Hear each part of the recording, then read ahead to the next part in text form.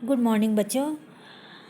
आज मैं आप लोगों को हिंदी व्याकरण में वाक्य विचार का दूसरा पार्ट पढ़ाऊंगी। ठीक है, पहले वाले पार्ट में मैंने वाक्य क्या होता है उसके बारे में बताया था।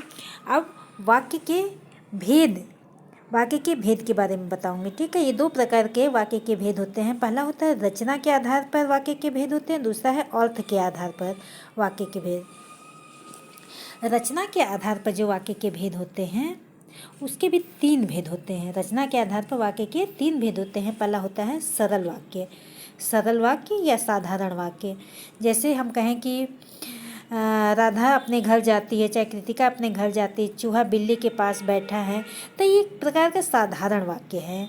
ठीक है, कि जिस वाक्य में एक उद्देश्य और एक विधेय होता है वह सरल या साधारण वाक्य होता है। जिसमें एक ही उद्देश्य और एक ही विधेय होता है वो हमारा साधारण वाक्य होता है।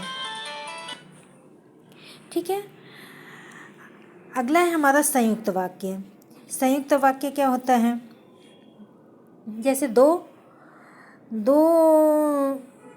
इसमें जो है उद्देश्य एक साथ जुड़े रहते हैं, वहाँ पे संयुक्त वाक्य होता है। ध्यान से देखिए, जिस वाक्य में दो या दो से अधिक स्वतंत्र वाक्य किसी योजक शब्द द्वारा जुड़े होते हैं, योजक चिन्ह मैंने आप लोगों को बता दिया है, तो योजक शब्द ज़्यादा जुड़े होते हैं उसे संयुक्त वाक्य कहते हैं।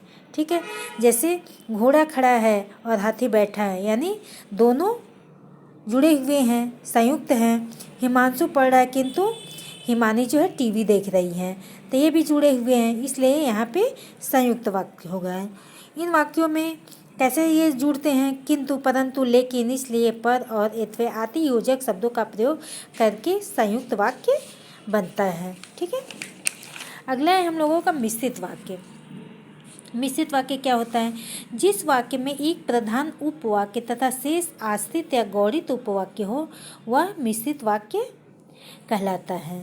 ठीक, जैसे ध्यान से देखिए, खरगोश ने कहा कि इसी कुएं में दूसरा शेर छिपा है, यानी खरगोश ने कहा, तो ये पहला क्या है? उपवाक्य है, एक प्रधान उपवाक्य है। अब बाकी ये सब जो है गौण उपवाक्य है। ठीक है, जब लोमड़ी ने प्रार्थना की तब कौवे ने गाना गाकर दिखा दिया। ठीक है, तो समझ गए आप लोग मिश्रित वाक्य क्या होता है? तो रचना के आधार पर ये था सरल वाक्य, संयुक्त वाक्य और मिश्रित वाक्य। इसी के साथ आज का ये क्लास समाप्त होता है। जय हिंद।